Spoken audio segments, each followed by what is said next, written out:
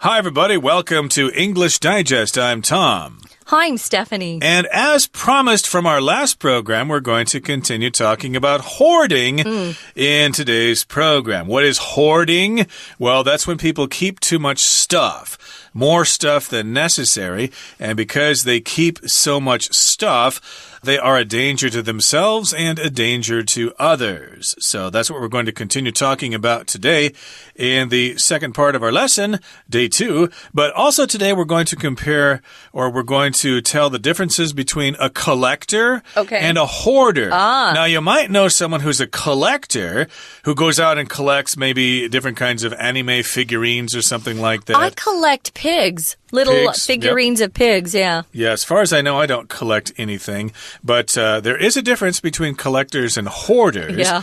So we'll talk about those differences in today's program. So if you are a collector and you're worried about being a hoarder, it's probably okay because a collector probably makes money from their collections or something like that. Maybe if they want to sell, yeah. Could be, but hoarders don't. They just keep stuff. Mostly it's useless junk. It's junk usually. That could be a fire hazard. Oh, yeah. And, of course, with all that stuff in your house, it might make it possible to have more roaches and rats and stuff like that. So, indeed, I think a collector is good and a hoarder is bad. But let's talk about the things they have in common and the things that are different between them. So let's get to it. Let's read the entire contents of today's lesson right now, one time.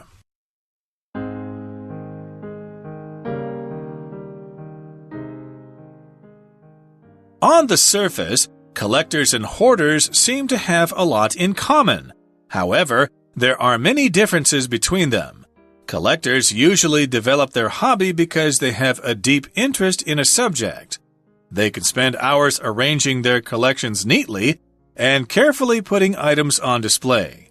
These collections are a source of passion and excitement. On the other hand, hoarders will stuff random, worthless items wherever they can find space. These items don't bring them joy, only anxiety. If you are trying to overcome a hoarding disorder, the first step is to admit that you have a problem.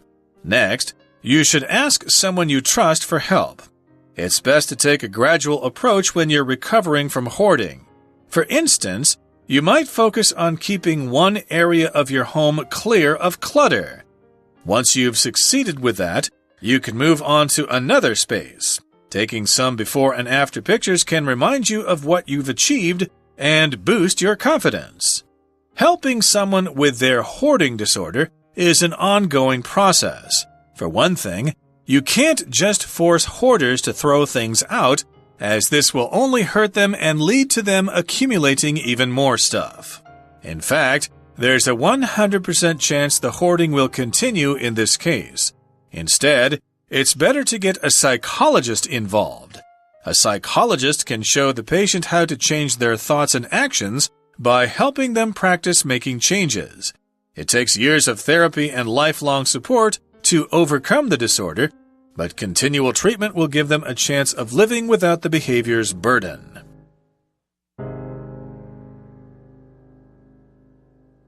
Okay, guys, so in the first sentence here it says, on the surface. That little phrase there just means at a quick glance, you're not doing a lot of in-depth research on something. If you just look at a situation quickly, this is what you come away with or what you get. What your opinion is if you just take a quick look. So you could say at first glance, comma, collectors and hoarders seem to have a lot in common.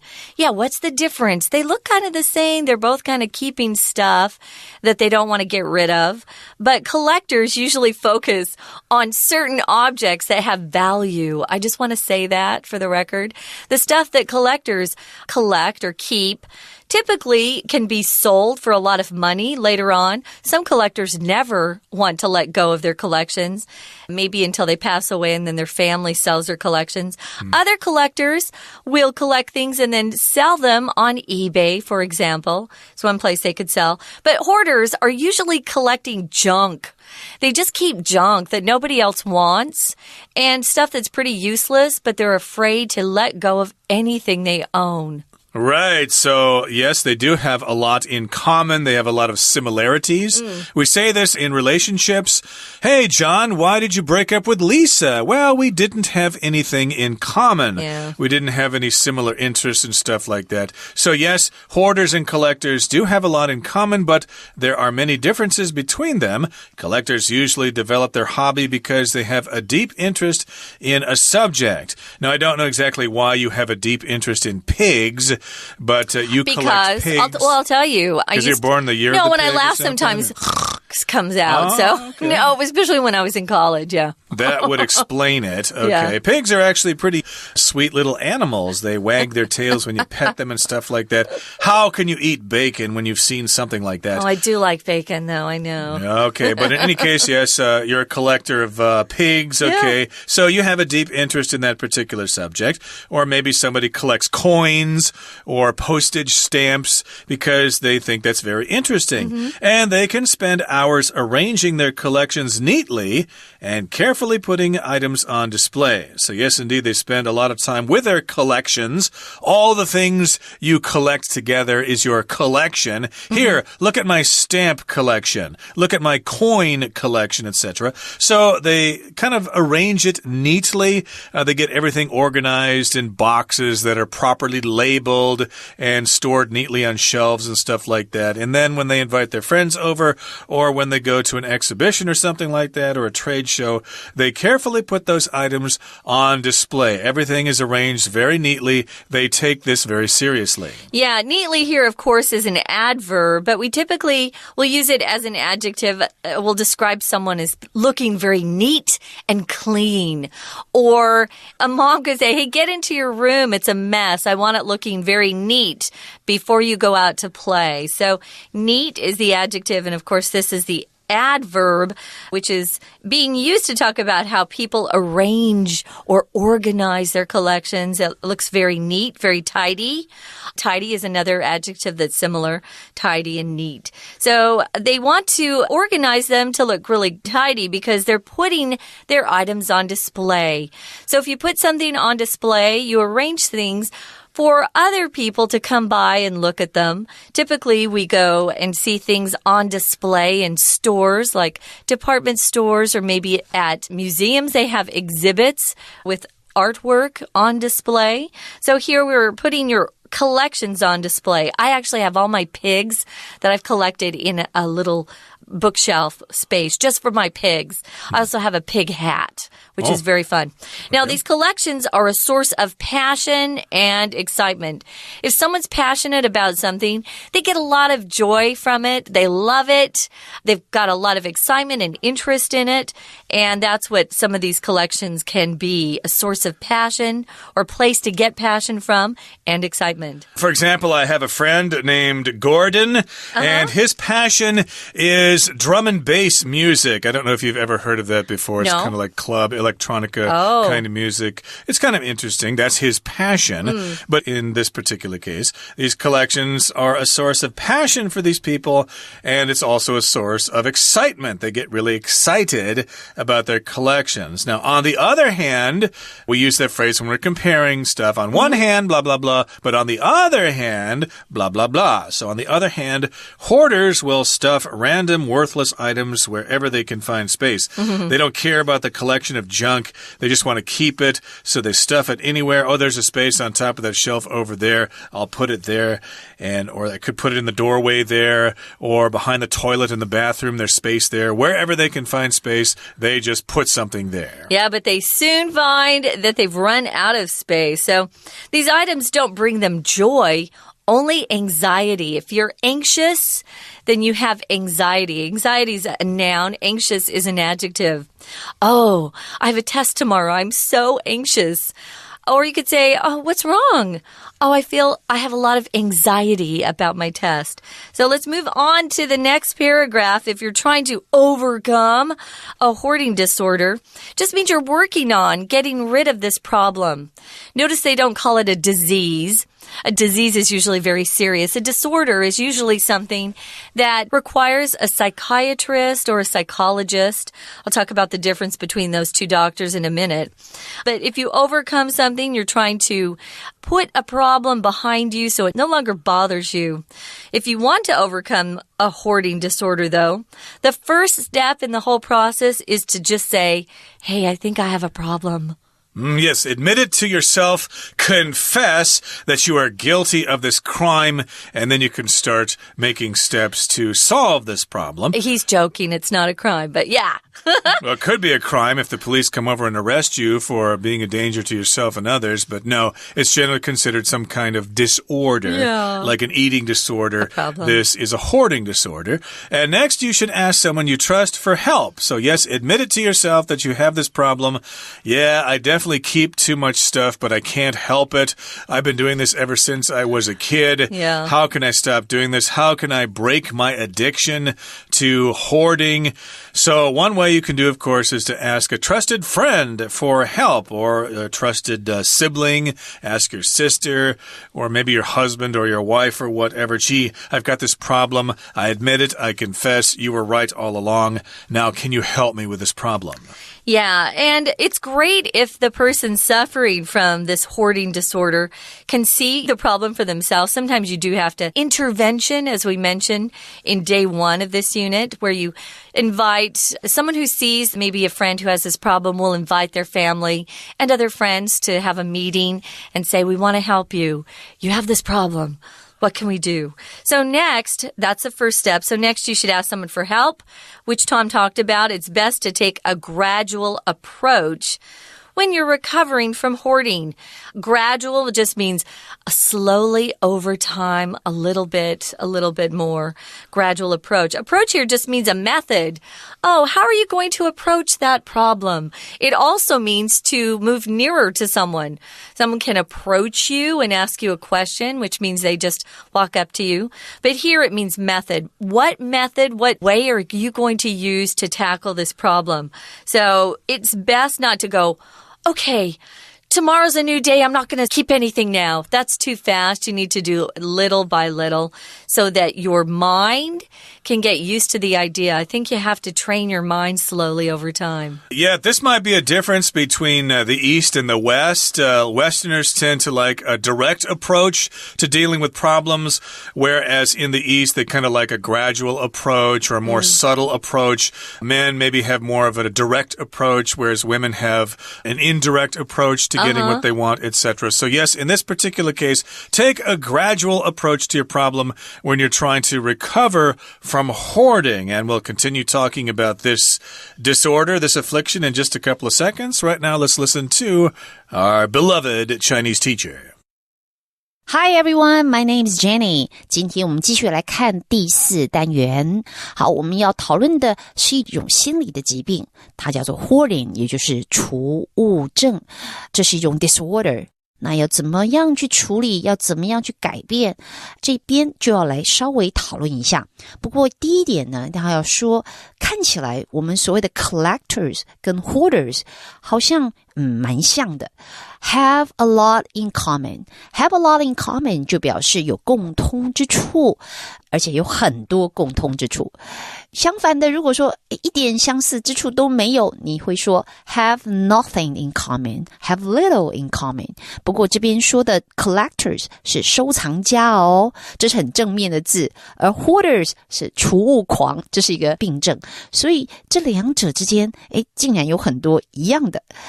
不过重点就在他们的差异之处，因为所谓的 collectors 他当然是对某一个主题很有兴趣，所以就变成嗜好了，他就会去收集，然后把它排列得非常整齐。Arranging their collections neatly. 好，我们看到这个 arranging 为什么叫 ing 呢？我们要往前看，因为有一个 spend 在前面。Spend hours arranging. 我们知道 spend 这个动词，如果花时间做什么事情，后面的动词要加 VING。好，那我们说到 collectors， 它是会摆得很整齐哦，所以你看到 spend 后面的 put in， 这两个动词 arranging, put in 都是 VING 哦，放的 on display 放得很整齐。可是 hoarders 呢？ hoarders 它就不一样了，它收藏的是没什么价值的。Wherever they can find space， 不管在哪里有空间就摆。好 ，wherever 就是 no matter where， 而且这些东西也没有带来快乐，其实带来的是 anxiety， 焦虑。好，我们继续往下看，下面就说到，假如说你是很想要克服你有这种症状，那 the first step is 第一步就是 to admit that you have a problem， 先承认的确你有这方面的问题。再来呢 next， 你看我们谈事情的顺序，第一第二，下一步 next 你要怎么办？要找一个信得过的人来帮忙你，最好就是你要慢慢来， take a gradual approach， 换句话说不要急，要循序渐进，因为呢如果你太急，不见得真能改变你的問題。 We're going to take a quick break. Stay tuned. We'll be right back.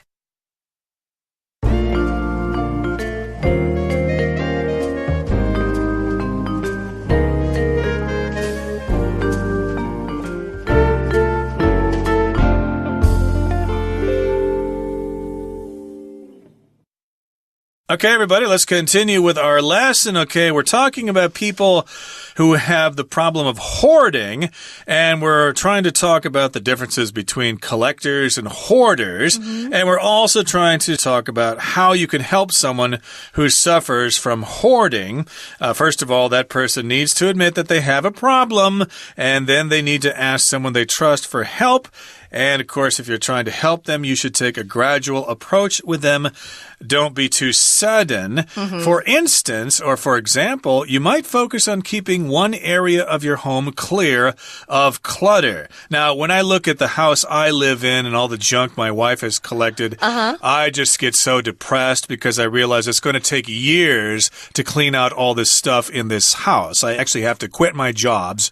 All my work, I have to quit and have a full-time job at home for a year at least to clean out all that. It could be. It could very well be. You own the whole building, so you have more floors than more people, too. Well, it's very overwhelming, so I think this might be good advice. Just start with one area. Let's start with this room right here, okay? We probably can't do the whole house, so let's try with one part of the house. Just this one room, and try to keep that area clear of clutter for as long as you can. That's good advice. We're often told that if we have a big assignment, for example, like homework, and you just don't want to start, just do a little bit every day, right? So once you've succeeded with that one area of your home, then you move on to another space. And taking some before and after pictures can remind you of what you've achieved and boost your confidence. We see a lot of before and after pictures when people get makeovers. For example, someone gets their hair styled in a different way, gets a new wardrobe of clothing, and so they look cuter, or maybe they even get their makeup redone. Those are before and after results. Before and after pictures are also used for people who are starting a diet. You often see them take a picture of themselves as, their fat size and then their skinny size. Those are before and after photos or before and after pictures.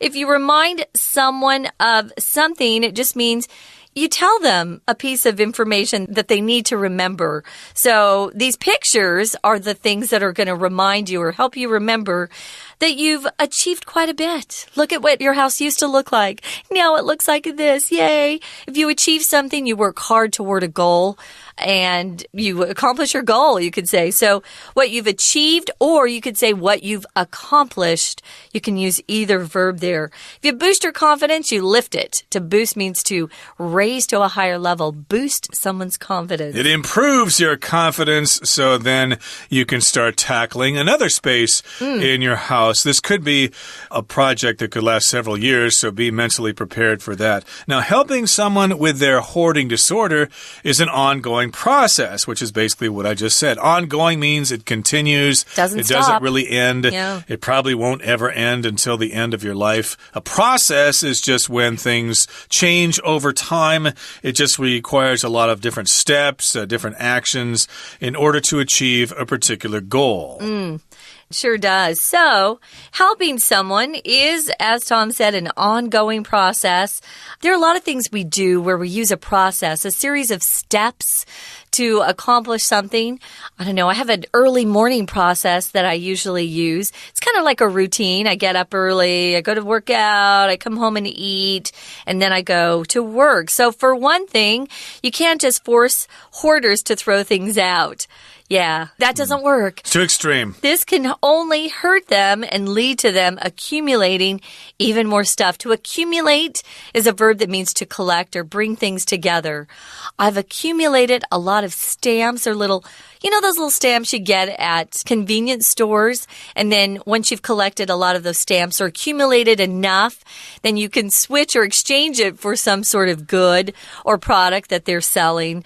That's what accumulate means. So don't force them to change overnight. Give them time to get used to this. Indeed. In fact, there's a 100% chance the hoarding will continue in this case, so just make it worse. It's just like losing weight. If you go on a diet and you lose too much weight, guess what? You're going to gain it right back, and then you're going to get even more heavy. Yeah, if you gain, it's okay to lose a lot of weight, but not too quickly. Yeah, just lose it slowly because the brain remembers what it has lost, and I think this is It wants to go back to that old weight. It probably has something to do with evolution or something like that in the old days when we needed to survive. So yeah, watch out there. So yes, don't be too extreme and just gradually work on an area in the house and stuff like that because they'll probably just get worse if you are too extreme. Now, instead, it's a better idea to get a psychologist involved. That's a person who can give them counseling. You can go to their office or something and talk about this problem, or maybe the psychologist can come over to your house and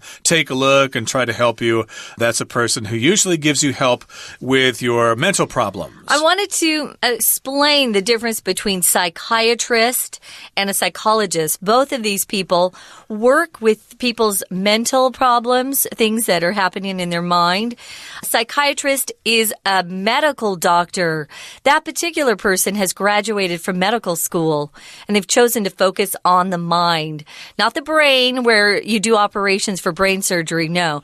But they are a therapist, and they can also prescribe medications. A psychologist is a PhD doctor. They are not a medical doctor. So they've gone to school, but not as long, but they also work with people and their mental problems or disorders. There's a difference between them. So a psychologist can show the patient how to change their thoughts and their actions by helping them practice making changes. And of course, you can bet those psychologists don't take this process too quickly. Right, so it takes years of therapy and lifelong support to overcome the disorder, but continual treatment will give them a chance of living without the behavior's burden. So like a lot of things, it takes years and years. In this particular case, if you're seeing a psychologist, then you're having therapy where you go back for sessions maybe once a week or something like that and talk about your progress and things like that. And it's a lifelong problem. You need support probably from a psychologist, but also from caring family members. And eventually you can overcome this disorder. Maybe you won't be able to totally cure it, but you'll be able to deal with it and not keep so much stuff so as to make your life a burden. And yes, indeed, this is continual treatment, which means it doesn't stop. It's got to continue on and not have breaks. It will give you a chance of living without the burden of this behavior. Burden is something that causes you inconvenience, and it's something you really want to get rid of. Get rid of the burden of smoking. I've been smoking for many years and I cough all the time and I'm afraid of getting cancer. It's really a burden, but I just can't quit. A burden can also be some sort of duty that you're required to do, or anything that causes you worry or hardship that distresses you is a burden. You want to lift those burdens and get them off your back. And I think we can officially say here, hoarding's probably an addiction. And so we all know that you can overcome addictions, but then you have to be very careful because it's easy to slip back into that old behavior patterns that you were following earlier. So good luck to those out there who are suffering or know someone who is suffering. Hopefully they can get some help. Right now, we're going to get some help from our Chinese teacher.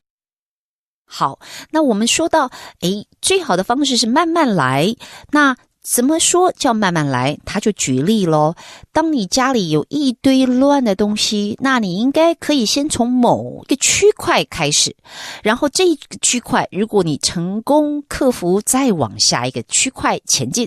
好，这个 once you have succeeded with that, once它意思呢有很多种，但是在这个地方它的意思是一个连接词，我们中文翻成一旦你成功了，那就可以怎么样？注意哦，这是一个复数连接词的用法。好，那我们来看看，他说，那你可以把你事前跟事后这个 before and after pictures， 换句话说，还没有清理成功之前的乱的样子，跟你成功之后这两个前后的照片，如果你摆在一起，你就可以把它当做一个 reminder， 这些照片可以 remind you of what you have achieved， 可以提醒自己，原来啊，你就已经达到了成功的目标。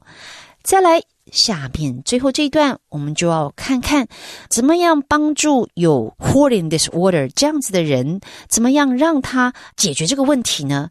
好，一样的，第一个 for one thing， 首先就是你绝对不要强迫他们可能让问题更严重。他说到，这样会伤害他们，而且呢，会怎么样 ？lead to them accumulating even more stuff。我们知道 lead to 这个动词 lead 本来就是会有导致的意思，但是我们知道 lead to可能是一个不定词的 to， 也就是说它后面有可能是加一个原形动词，表示 lead to做什么事。可是有时候的 lead to 更常见的这个导致的 to 是一个介系词，像在这边它加的是一个结果，不过这个结果有一点特别，因为它的结果里面它是说到这个人会怎样，所以这个结果的 them 是受词，后面还有一个补充说明它的会让他们导致的结果是他们会 accumulating 一直持续的，然后堆积物品。好，所以第一点 lead to 有时候 to的确是当不定词加动作，可是 lead to 更常用的就像这个 to 是介系词片语后面加名词或者 VING， 而这个地方也很特别，是一个受词然后再加 VING 补充说明。如果说要真的帮忙他们，可能会让心理学家们来一起帮忙 psychologist 也就是心理学家，如果他们进来一起帮忙的话可能会比较好，他会练习让他们慢慢的去做改变，然后扭转他们的想法跟行为。那只有这样子不断的治疗才能真的让他们不要有这样子的 burden。 OK， 我们今天的讲解就到这边结束，我们下次见。That's it for today. Thank you so much for joining us, and good luck with your progress in trying to improve your English and to try to get rid of all your clutter. From all of us here at English Digest, I'm Tom. I'm Stephanie. Bye. Bye.